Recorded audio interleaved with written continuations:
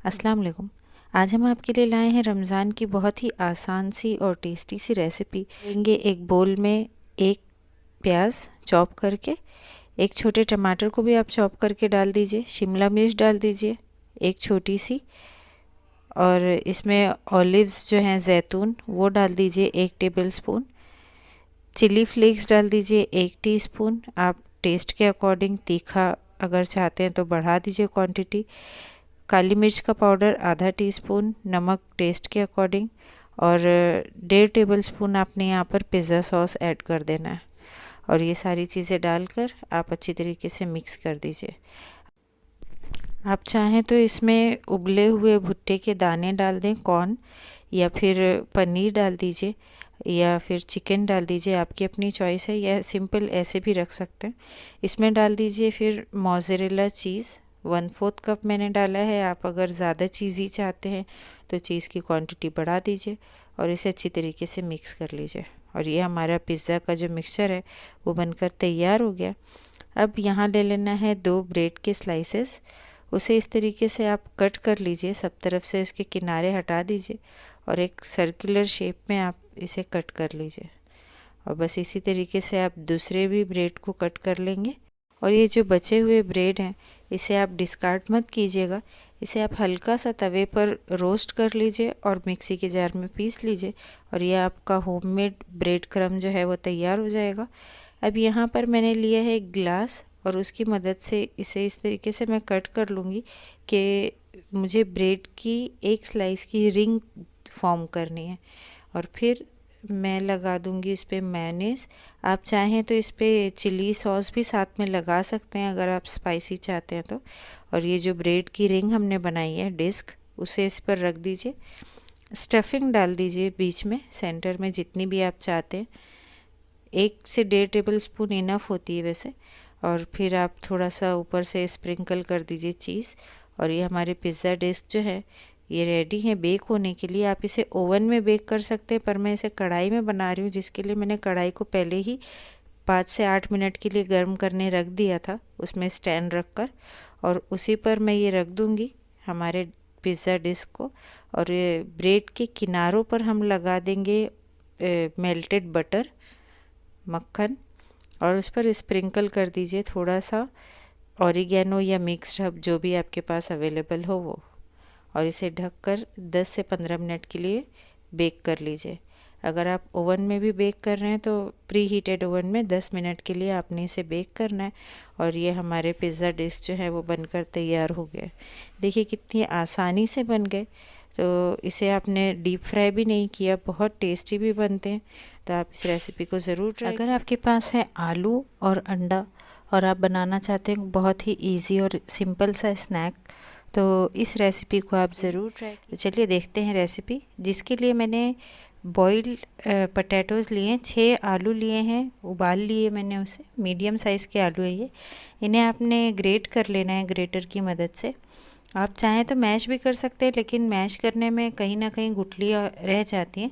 तो अगर आप इसे ग्रेट कर लेंगे ना तो कुछ ज़्यादा बेटर रिज़ल्ट आता है। बस इसे ग्रेट कर लीजिए सारे आलूओं को। और फिर आपने इसमें ऐड कर देना है कॉर्नफ्लोर 3 टेबलस्पून,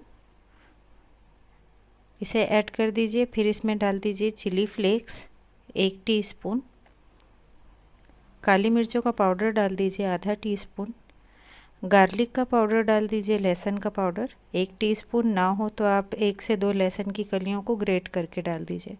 मिक्स्ड हर्ब या ऑरिगेनो 1 टीस्पून डाल दीजिए, नमक टेस्ट के अकॉर्डिंग। ग्रेट किया हुआ चीज़ डाल दीजिए 3 टेबलस्पून। और 1/4 कप आप यहाँ ऐड कर दीजिए कोरिएंडर लीव्स यानी धनिया की पत्ती। और इसे डालकर अच्छी तरीके से मिक्स कर लीजिए और इसे एक आटे का शेप दे दीजिए। और फिर आपने इसमें आगे का प्रोसेस करना है। तो यहाँ देखिए बिल्कुल आटे की तरह गूंज जाता है ये। अब इसे आप किसी भी ट्रे पर निकाल लीजिएगा और इसे स्प्रेड कर लीजिएगा।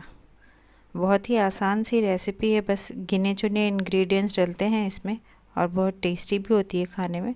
तो यहाँ पर मैं इसे निकाल रही हूँ एक ट्रे में और इसे स्प्रेड कर लेंगे हम सब तरफ से। थोड़ा थिक इसे रखिएगा, बहुत पतला मत कीजिएगा।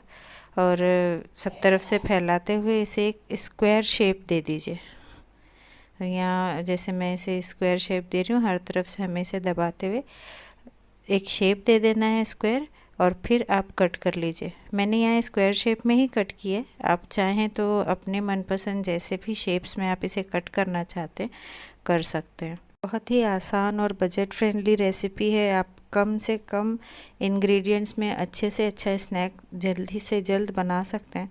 तो जब भी आपको कोई जल्दी से अच्छा सा स्नैक बनाना हो तो आप इस रेसिपी को ज़रूर ट्राई कीजिए, और अगर आपको ये रेसिपी अच्छी लगती है तो इसे लाइक कीजिए। चैनल पर नए हैं तो सब्सक्राइब ज़रूर कीजिएगा और बेल आइकन को भी दबाइए ताकि लेटेस्ट आने वाले वीडियो की नोटिफिकेशन आप तक जल्द से जल्द पहुंच सके। और अब ये देखिए मैंने इसे स्क्वायर शेप में कट कर लिया है। इसकी थिकनेस आप देख सकते हैं, बस इसी थिकनेस पे आपने इसे रखना है। अब यहाँ मैंने ना एक अंडा लिया था, उसमें नमक डाल दिया और 2 टेबलस्पून दूध डाल के मैंने इसे फेंट कर रख लिया था। अब इसी में मैं डाल रही हूँ ये क्यूब्स जो हमने कट किए हैं पटैटो के, और फिर हम इसे ब्रेड क्रम्ब से कोट कर लेंगे। और यही प्रोसेस को रिपीट करते हुए हमने सारे के सारे जो हमारे पोटैटो बाइट्स कह लीजिए, उसे आप पहले अंडे में डिप कीजिए बैटर में, और फिर इसे ब्रेड क्रम्ब से कोट करके रखते जाइए एक साथ, और फिर उसके बाद हम इन्हें फ्राई करेंगे।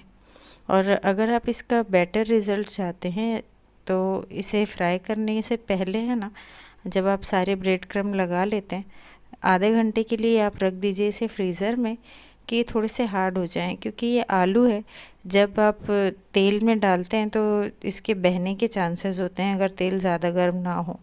तो आप बस जब सारे रेडी कर लें तो आधे घंटे के लिए रख दीजिए फ्रीज़र में, और फिर निकाल कर आप इसे फ्राई कर लीजिए। फ्राई करने के वक्त ध्यान रखिए कि तेल जो है वो गर्म होना चाहिए। अगर आपका तेल ठंडा हुआ तो इसमें का जो आलू है वो सारा तेल एब्जॉर्ब कर लेगा और फिर बह जाएगा और आपका तेल भी पूरा ख़राब हो जाएगा। तो बस तेल गर्म हो इस बात का ध्यान रखिए, और सब तरफ से पलटते हुए इसे गोल्डन होने जितना बना लीजिए। और जब ये गोल्डन हो जाते हैं तो आप इन्हें निकाल लीजिए, और ये हमारा इजी सा टेस्टी सा स्नैक्स जो है वो बनकर तैयार हो जाएगा। तो इस रमज़ान आप इस रेसिपी को ज़रूर ट्राई कीजिएगा, और अगर आप इसे ट्राई करते हैं तो मुझे आपके फीडबैक्स और कमेंट ज़रूर दीजिए। आज हम आपके लिए लाए हैं ब्रेड पिज़्ज़ा पफ़ की रेसिपी। ब्रेड पिज़्ज़ा पफ़ बनाने के लिए मैंने लिया है बोनलेस चिकन 150 ग्राम। उसे बिल्कुल बारीक बारीक सा चॉप कर लिया था, उसका धोकर उसका पानी सुखा लिया है। उसमें डाल देंगे नमक टेस्ट के अकॉर्डिंग। अब 2 लहसुन की कली को आप ग्रेट करके डाल दीजिए। अगर आपके पास गार्लिक पाउडर है तो हाफ़ टी स्पून वो डाल दीजिएगा। काली मिर्च का पाउडर आधा टीस्पून, रेड चिली फ्लेक्स आधा टीस्पून, सोया सॉस डाल दीजिए 1 टीस्पून, और चिली सॉस डाल दीजिए 1 टीस्पून। अब इसमें आप मिक्स्ड हर्ब या फिर ऑरिगेनो जो भी आपके पास अवेलेबल हो वो डाल देंगे 1 टीस्पून। इसे अच्छी तरीके से मिक्स कीजिए और फिर मैरिनेट करने के लिए रख दीजिए आधे घंटे के लिए। अगर आपके पास वक्त कम हो तो आप बिना मैरिनेशन के भी इसे बना सकते हैं। और जब हमारा चिकन मैरिनेट हो जाता है तो एक कढ़ाई में ले लीजिए आप 1 टेबलस्पून जितना मक्खन, और जैसे ही मक्खन मेल्ट हो जाए उसमें मैरिनेट किया हुआ चिकन जो है वो डाल दीजिए। फ्लेम आपने मीडियम रखना है, और मीडियम फ्लेम पर ही इसे इतना कुक कीजिए कि जो चिकन है वो अच्छी तरीके से टेंडर हो जाए, पूरी तरीके से कुक हो जाए। तो यहाँ पर मीडियम फ्लेम पर ही मैं इसे पका रही हूँ। चिकन का पानी रिलीज़ होता है, लेकिन यहाँ पर मैं 2 टेबलस्पून जितना पानी और ऐड कर रही हूँ इसमें, और फिर हम इसे मिक्स कर देंगे और ढककर रख देंगे पकने के लिए। जब आप ढककर रखेंगे तो मीडियम से लो की तरफ फ्लेम कर दीजिएगा, और इसे पकने दीजिएगा कि पानी भी सूख जाए और चिकन भी हमारा पूरी तरीके से गल जाए। क्योंकि ये चिकन है तो बहुत ज़्यादा वक्त नहीं लगता, इसे फ़ौरन ही पक जाता है ये। अब देखिए ये ड्राई हो गया, तो इसमें मैं डाल दूँगी 1 छोटी प्याज, उसको इस तरीके से चॉप कर लिया मैंने, ऑमलेट कट। 1 छोटी सी शिमला मिर्च को भी मैं डाल रही हूँ, अगर आपके पास बड़ी साइज़ की तो हाफ़ डालिएगा। और बीज निकले हुए टमाटर मैंने हाफ़ डाले हैं चॉप करके, और उबले हुए कॉर्न या भुट्टे के दाने 2 टेबलस्पून, और जैतून मैंने डाला है 1 टेबलस्पून। आपके पास नहीं है तो आप स्किप भी कर सकते हैं। बस ये सारी चीज़ें डालकर उसे मिक्स कीजिए। और फिर आप इसमें डाल दीजिएगा पिज़्ज़ा सॉस। यहाँ मैंने 1 टेबलस्पून भरकर पिज़्ज़ा सॉस डाला है, उसे भी डालकर अच्छी तरीके से मिक्स कर लेंगे। ध्यान रखिएगा कि जो सब्जियां हमने डाली है ना, उन्हें हमें पूरा नहीं पकाना, उनकी क्रंचीनेस जो है वो बाकी रहे, बस इतना ही हमने पकाना है हाई फ्लेम पर। इसे 1 से 2 मिनट के लिए आप पकाइए और फिर गैस का फ्लेम बंद कर दीजिए और इसे ठंडा होने के लिए रख दीजिए। अब यहाँ मैंने गैस का फ्लेम बंद कर दिया और जैसे ही हमारी स्टफिंग ठंडी हो जाती है तो हम इसमें चीज़ डाल देंगे। मैंने यहाँ पर प्रोसेस चीज़ लिया है, 1/4 कप मैंने ग्रेट करके इसमें डाल दिया। आप चीज़ की क्वांटिटी कम या ज़्यादा कर सकते हैं अपने टेस्ट के अकॉर्डिंग। अगर आप ज़्यादा चीज़ी चाहते हैं तो आप थोड़ी सी क्वांटिटी और बढ़ा दें, वरना ये तो सफिशिएंट है इतने चिकन के लिए। इसे मिक्स करके एक साइड में रख दीजिए। अब यहाँ ब्रेड के स्लाइसेस ले लीजिए। मैंने यहाँ ब्राउन ब्रेड का इस्तेमाल किया है, आप वाइट ब्रेड का कर सकते हैं। इसके इस तरीके से एजेस कट कर लेने, जितने भी ब्रेड के स्लाइसेस हैं उनके सबके एजेस कट कर लीजिए। और ये जो किनारे होते हैं ना, तो इन्हें आप डिस्कार्ड मत कीजिएगा, इसे आप तवे पर रखकर सेक लीजिए 1 से 2 मिनट के लिए। और जब ये हल्के क्रिस्प हो जाएं तो आप मिक्सी के जार में डालकर इनका पाउडर बना लीजिए। तो ये हमारा होममेड ब्रेड क्रम्ब जो है बनकर तैयार हो जाएगा। आप उसे यूज़ कर सकते हैं जब चाहें। जो ब्रेड के स्लाइसेस हैं उनको इस तरीके से मैंने बेलन से बेल लिया है। तो आप सारे ब्रेड के स्लाइसेस को इसी तरीके से बेलन की मदद से पतला बेल लीजिए। अब उसके सेंटर में रख दीजिए 1 टेबलस्पून भरकर स्टफिंग और किनारों पर आपने पानी लगा देना है चारों तरफ से, ताकि ये थोड़े से भीग जाएंगे ना तो आपस में जॉइंट हो जाएंगे। तो यहाँ पर मैंने इस पर लगा दिया है पानी और उस पर मैं रख दूँगी दूसरा ब्रेड का स्लाइस और उसे चारों तरफ से दबाकर सील कर देंगे। अब इसके ऊपर हम रख देंगे 1 चीज़ का स्लाइस और इस पर स्प्रिंकल कर देंगे ऑरिगेनो या मिक्स्ड हर्ब जो भी अवेलेबल हो वो, और साथ में थोड़े से चिली फ्लेक्स। अब आप इसे चाहें ना तो ओवन में बेक कर सकते हैं, पर मैंने यहाँ पर विदाउट ओवन ही किया है। तो मैंने एक ट्रे ली है, उससे ग्रीस कर दिया था तेल से और उस पर ये जो पिज़्ज़ा पफ है हमारे वो मैं रखते जा रही हूँ। तो यहाँ मैंने ना तवा गर्म किया है और तवे पे मैंने इसे रख दिया ट्रे को और कवर कर दिया इसे किसी ढक्कन से।